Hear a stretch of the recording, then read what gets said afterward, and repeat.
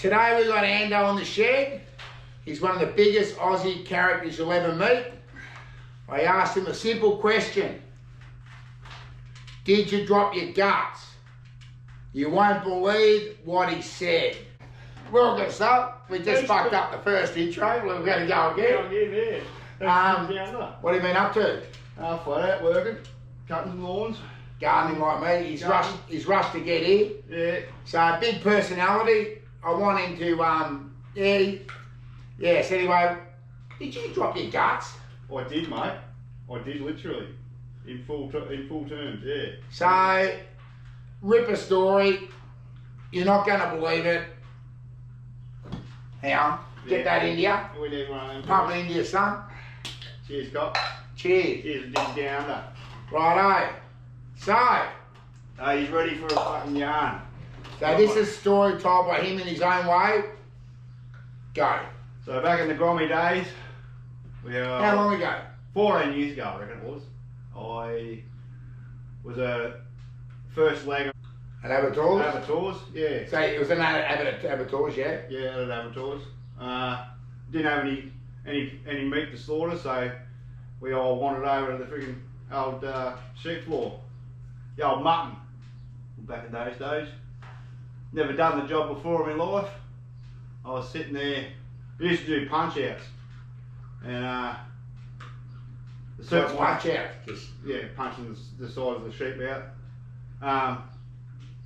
Then the supervisor comes up and goes, oh, you can just jump on there and do the tail trim, where you hang the carcasses up, you get these little hooks, you hook each leg and then you throw the carcass up, and then any little daggy bits around their arsehole, you have to grab it and pull it off. Well, How's that tasting? wet. Mother's milk. Mother's milk. It is. Anyway, where was I? Yeah.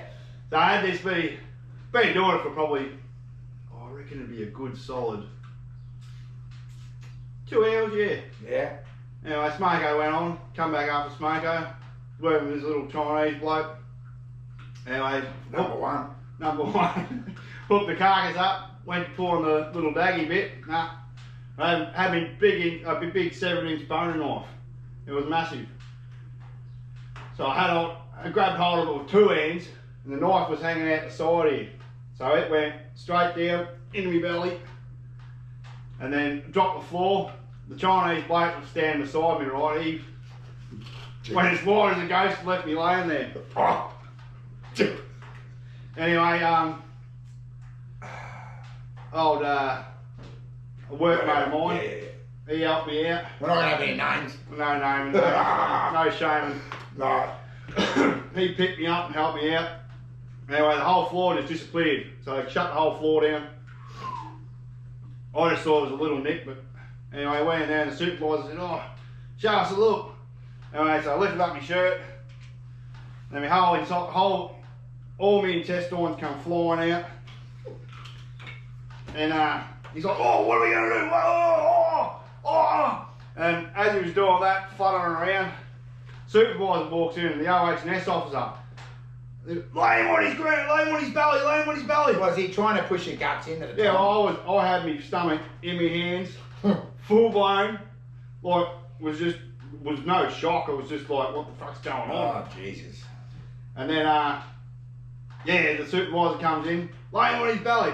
So as soon as I laid me on my belly, I laid back and the whole stomach just went straight back in. Yeah. Sealed itself up again. Yeah. Anyway, sat there on the floor for about, dribbling shit for about another. Any pain? No pain at all. It was cold.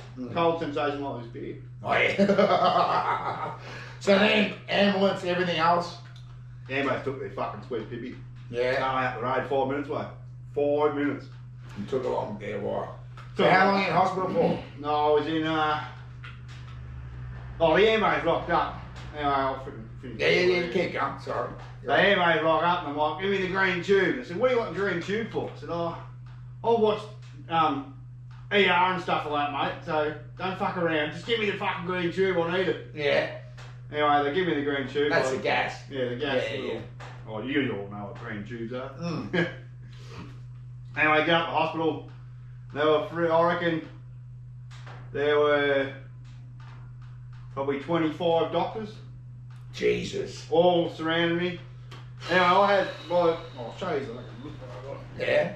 So, You need the proof, don't show your pubic hair. there's nothing there done. So I sliced myself here, and then they cut me all the rest of it open and pulled me all my insides out, right? Jesus Christ. So, anyway, I'm sitting in there and I had this massive big lump on my stomach. Like, by the time this is probably 3 hours after the injury, I had this massive big lump there. Well, that was the blood building up inside my body. Anyway. At the hospital? At the hospital, yeah. So we're in emergency, fluffing around, all these doctors like, oh, and then they had to find the knife and find out what blade it was and what all the jargon was. Anyway, I felt like they were poking and prodding me, and then next minute, I felt like I fucking pissed myself. Literally. Yeah. But it was the blood had erupted and started oozing out all over the floor. A clot thing or? No, just blood, just oozing out of the wound. Yeah. And then, Jesus. I looked down on the ground, I'm like, that's not piss, that's blood. And then I backed out. So I was out cold. Yeah. Woke up, well, that afternoon we were supposed to fly out to fucking Queensland. Oh. That never happened. No. So they rang the missus and said, oh, Jesus. You better come up to the hospital. And she said, oh, what do I need to come up to the hospital for? What fucking thing has he cut this time? He said, no, he's got to go into surgery. Anyway, I woke up probably, the next day I reckon, after they pulled all my insides out, went through everything, sifted it all out, made sure there was no nicks, and woke up the next day on the morphine.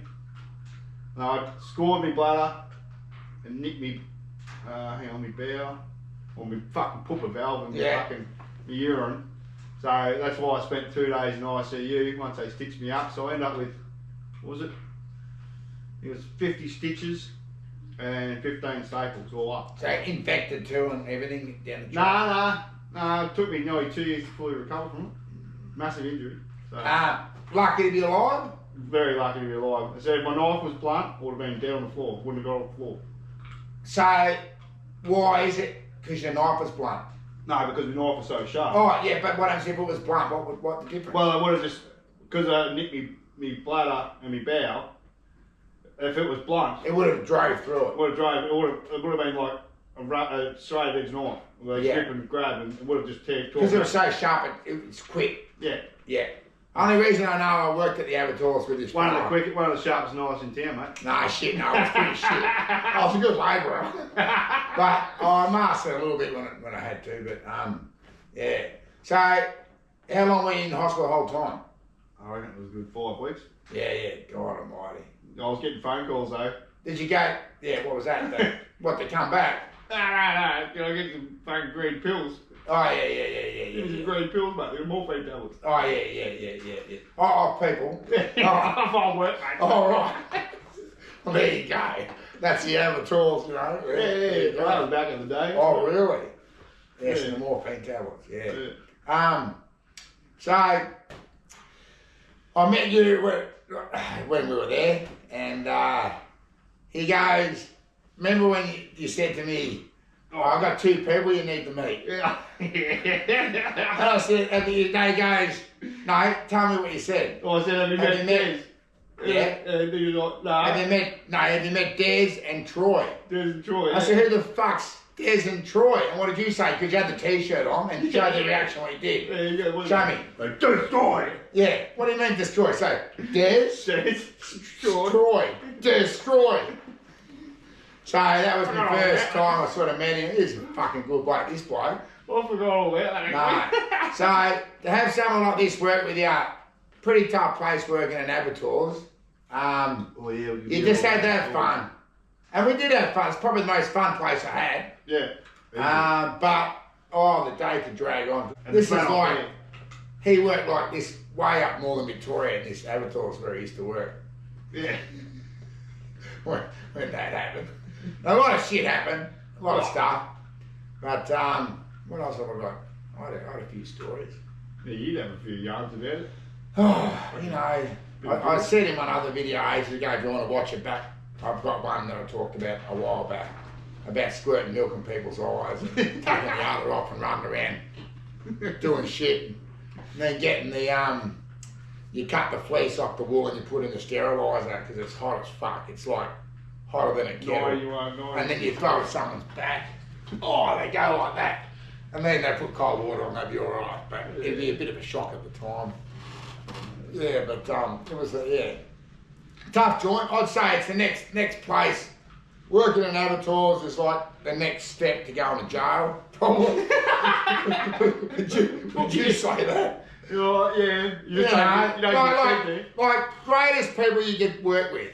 Personalities. Yeah. You know, like I'm saying, they're rough and tough, right? Yeah. And nothing wrong, you know, that's why we had a good time. I think I fit in a lot better, you know, working there with people like that. It's just easy going. You don't care, they don't care about many things, but, you know, and a lot of them had been in jail. And they were probably the better people you could, they just made mistakes, but good people in life, eh? You make a few mistakes, and quite a few people make mistakes, they come back. Yeah. Redeem themselves. There was a fella there working. Back in the Bronx. And on the hide puller, like where you put the tyre thing in to pull it down. Yeah. And you get new people come in, right? You young fellas, and I didn't want them to like waste their life in abattoirs. I was trying to give them advice, you know. And you'd work say 3 hours, 6 to 9, and they'd be under the pump. You know, once you got used to a job, you get used to a job, you know. And they'd be under the pump working their ass off. Can't keep up. Right?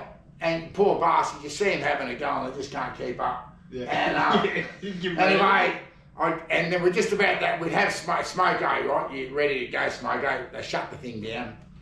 And I'd go over to them and I'd say, listen, if you think that that's a hard job, right, that was the easiest job there. Don't fucking come back after smoke. And half of them didn't either. No, they did not come back. And maybe I wasn't being good for the company, but I was being fucking honest. Yeah. And trying to help a young bloke out. Yeah. And Jesus, 2 out of 3 of them did not come back. Because it was the easiest job, but once you get used to something, you get used to it, you know? Oh, yeah. So your body's strenuous. Yeah. But, you know, you get a sharp knife, it's the greatest way to go. Used to cut my finger, never worry about something. Just get a bit of blue tape, mate, the old blue tape. Put it around. Put it around.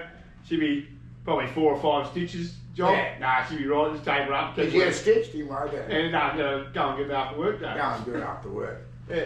People who get, so when you punch the fleece off a sheep, you get some come in from up country that had just thistles through the whole fucking fleece. Oh, yeah. And you still had to hold them, and you get thistles all through your hand. And I knew blokes that wouldn't. So at the end of the day, you get a needle and you pull them out. Spend it all after. But they deliberately left them in so they'd fester and get infected. So they get a week off. They get a week off work, right? And you go to the doctor. So there was people that did that, and but tough old joint, but a lot of fun. Yeah, a lot of fun, Yeah. But thanks so much, son. No worries, mate. Anytime. So this is Ando. He's the first one in the shed that we've got in the. I'm going to make it just do a heap different people. And if you like him, give me a comment because I think he's good value. If you want him back, give me a comment. I'll get him back. Plenty more yards to come down. And plenty more yarns, plenty more Melbourne long necks. Yeah, on the saucer. On the sauce, see? On the sauce. On the sauce. Get on the sauce. This is the sauce. See? Pump them in. Pump them in. Salute. Thanks very much, mate. Good man. Awesome. Fucking legend, son. I don't know how that went. Legend of Australia. No, it went good. It's all good. So I just spoke to Ando as we're finished. I have an encore. An encore. Like at the fucking, in a show somewhere. We've got an encore. He's come back. Right? So talk about at the hospital with your... What are we talking about? Your guts. Like they had to go through it. Oh, yeah. So what they did was I thought it was pretty interesting. they actually pull every strand. Like, so they take your whole intestines out of your body. So out. Undone it, out, whatever. Or... So that's why they split me open, right? So, and then they feed it through their hands to make sure there's no cuts or nicks or wounds. Like that's how they found the nicks on me intestines. Oh shit! So that's how they found out. And they cleaned it. No, they didn't quite, or they sterile anyway. I would have had that. It would have been through lamb's blood and fucking everything. No, it wasn't. No, it was only on the floor. So that was the wash bay area. So when my guts was out, and then fucking. Pardon me. As soon as it went back in, it was all good. So that's the encore. I just thought you might need to know that. Yeah. Hope you didn't get sick. But anyway. Yeah. Don't work at the amateurs, mate. Yeah. That's wrong. Anyway, it's a start in life. Righto. Yeah.